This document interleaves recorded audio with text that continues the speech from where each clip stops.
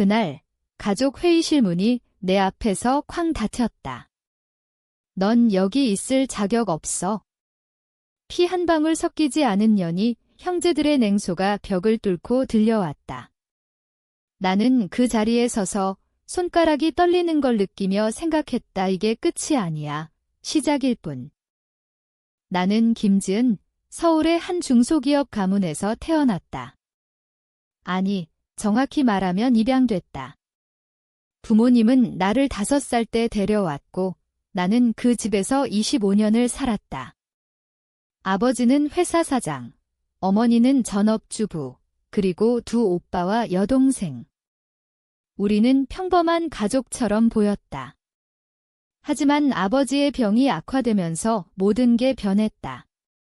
유산 분배. 그 단어가 우리를 괴물로 만들었다. 회의실 안에서 그들은 나를 배제했다. 입양하는 혈족이 아니야. 법적으로도 큰오빠의 목소리가 선명하다. 그는 변호사였다. 작은오빠는 회계사, 동생은 마케팅 전문가. 그들은 이미 모든 서류를 준비했다. 내가 들어가려 하자 문을 막고 서서 말했다. 지은아, 내 몫은 없어. 미안하지만 현실이야, 미안. 그 말은 거짓이었다. 그들의 눈빛은 승리의 빛이었다. 나는 문밖에서 서 있었다. 발소리가 멀어지며 웃음소리가 새어나왔다. 이제 안심이야. 그년 때문에 골치 아팠어, 동생의 목소리. 그 순간 내 가슴이 찢어지는 듯 했다. 25년 동안 나는 그들을 위해 살았다. 학교 성적, 회사 일, 심지어 아버지의 간병까지. 그런데 이게 보상인가? 배제와 모욕. 집으로 돌아와 침대에 누웠다. 눈물이 나오지 않았다. 대신 분노가 스멀스멀 피어올랐다. 왜 나일까? 왜 내가 버림받아야 하지? 하지만 나는 움직이지 않았다. 아직 때가 아니었다. 나는 기다렸다. 그날 밤 나는 아버지의 비밀 서랍을 열었다. 거기에는 내가 모르는 서류가 있었다. 아버지가 나에게 남긴 유언장.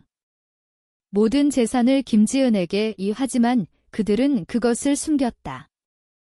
다음 날 나는 회사에 출근했다. 평소처럼. 그들은 나를 보며 불편한 미소를 지었다. 지은아, 이제 그만두는 게 어때? 내 자리 없어질 텐데. 큰오빠의 말 유나는 고개를 끄덕였다. 네, 생각해 볼게요. 속으로는 다른 계획을 세웠다. 나는 변호사를 고용했다. 비밀리에. 아버지의 유언장이 위조됐다는 증거를 모으기 시작했다. 그 과정에서 나는 변했다. 매일 밤 거울을 보며 물었다. 너는 왜 참아? 하지만 참는 게 복수였다. 그들은 나를 약하다고 생각했다. 그 착각이 내 무기였다. 나는 그들의 대화를 몰래 녹음했다. 회사 컴퓨터에 접근해 이메일을 확인했다. 그들은 이미 재산을 나누기 시작했다. 주식, 부동산, 현금. 모두 내 이름으로 돼 있었다. 아버지가 몰래 넘긴 거였다. 한 달 후, 나는 첫 번째 움직임을 시작했다. 동생의 약점을 파악했다. 그녀는 회사 자금을 유용했다. 증거를 모아 익명으로 신고했다. 경찰이 왔을 때 그녀는 울었다. 오빠, 도와줘. 하지만 오빠들은 그녀를 버렸다. 내가 한 짓이잖아. 그 광경을 보며 나는 웃었다. 속으로. 이게 시작이야. 그리고 나는 더 깊이 파고들었다. 큰오빠의 불륜. 작은오빠의 탈세. 하나씩 드러내기 시작했다. 하지만 서두르지 않았다. 각 단계마다 나는 대가를 치렀다. 잠 못 이루는 밤, 죄책감, 그리고 점점 사라지는 나 자신. 이게 정말 나일까? 하지만 멈출 수 없었다. 임랭 콩 QAI, 이제 알았다. 시간이 흘렀다. 2달째, 나는 여전히 회사에 다녔다. 그들은 나를 무시했다. 점심시간에 나를 피하고 회의에서 내 의견을 무시했다. 지은 씨, 이제 그만해. 내가 왜 여기 있어?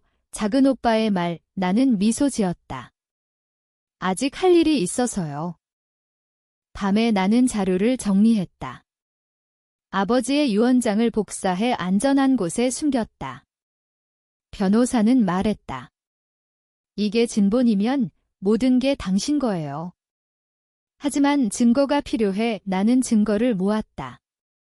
아버지의 지인들, 은행 기록, 심지어 DNA 검사까지. 입양됐지만 아버지는 나를 친딸처럼 여겼다. 그 사랑이 이제 내 무기였다. 동생의 사건이 터졌다. 그녀는 회사에서 해고됐다. 언니, 도와줘.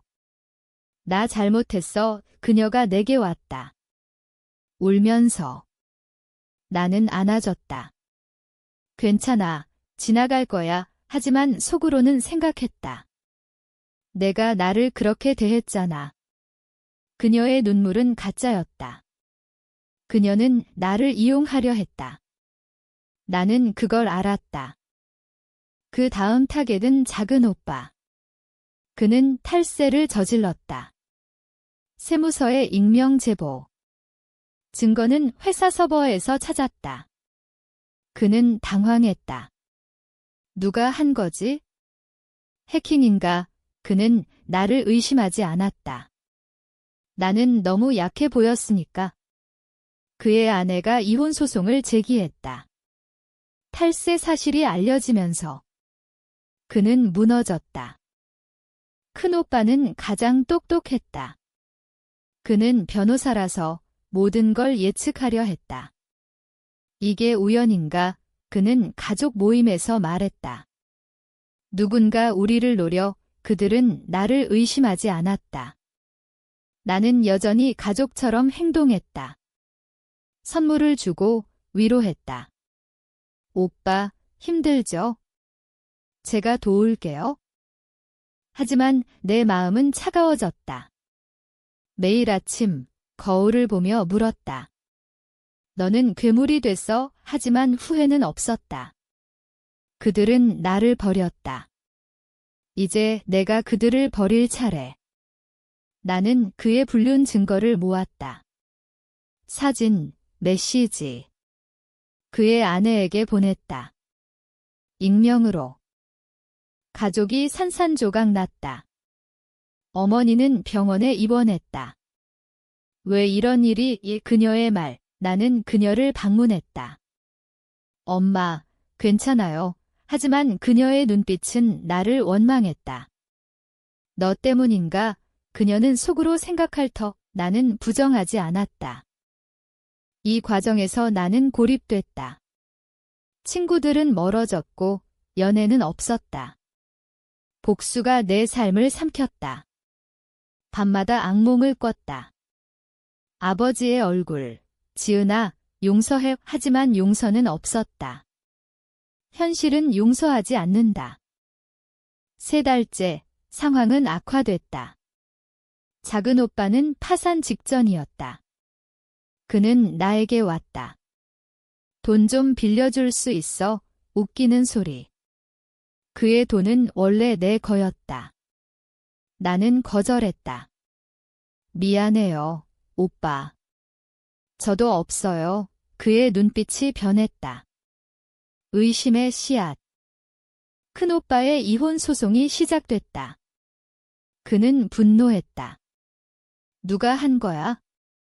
조사해. 그는 사립탐정을 고용했다.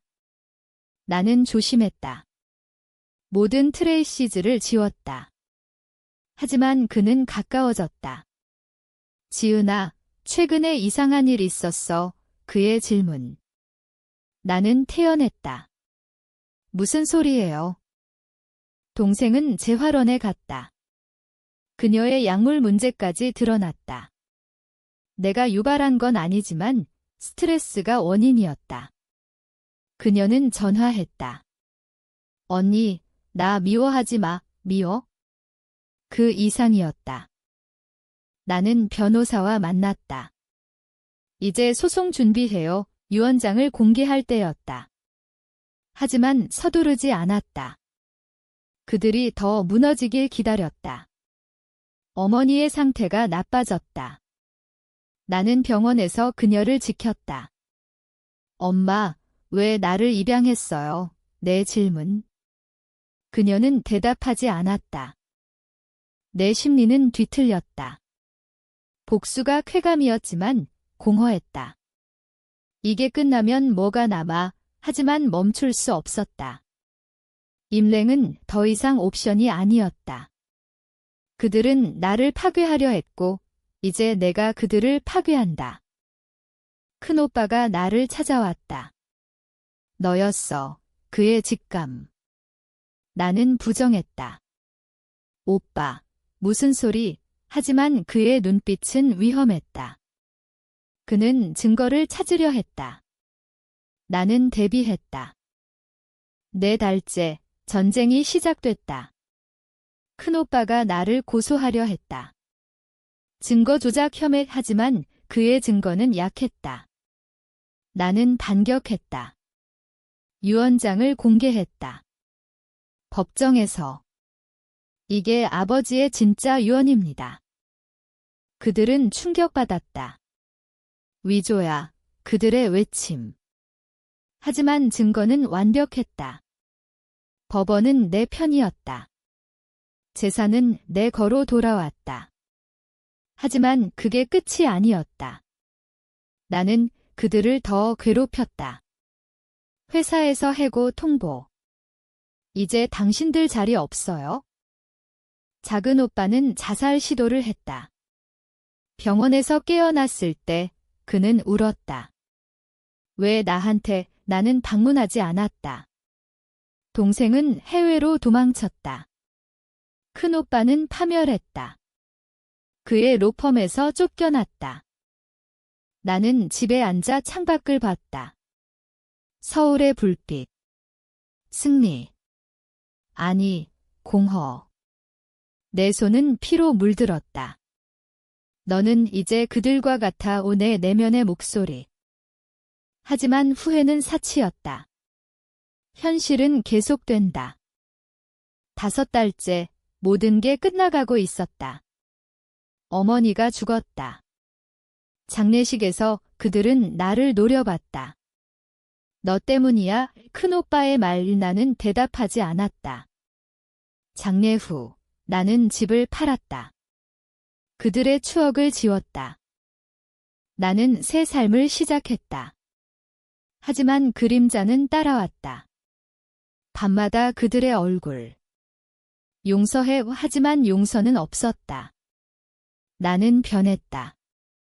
더 차갑고 더 계산적. 큰오빠가 마지막으로 왔다. 화해하자. 그의 제안. 나는 웃었다. 늦었어. 마지막으로 나는 혼자 서 있다. 모든 게 내 거지만 아무것도 내게 아니다. 그들은 파괴됐고 나도 파괴됐다. 복수는 승리인가, 패배인가?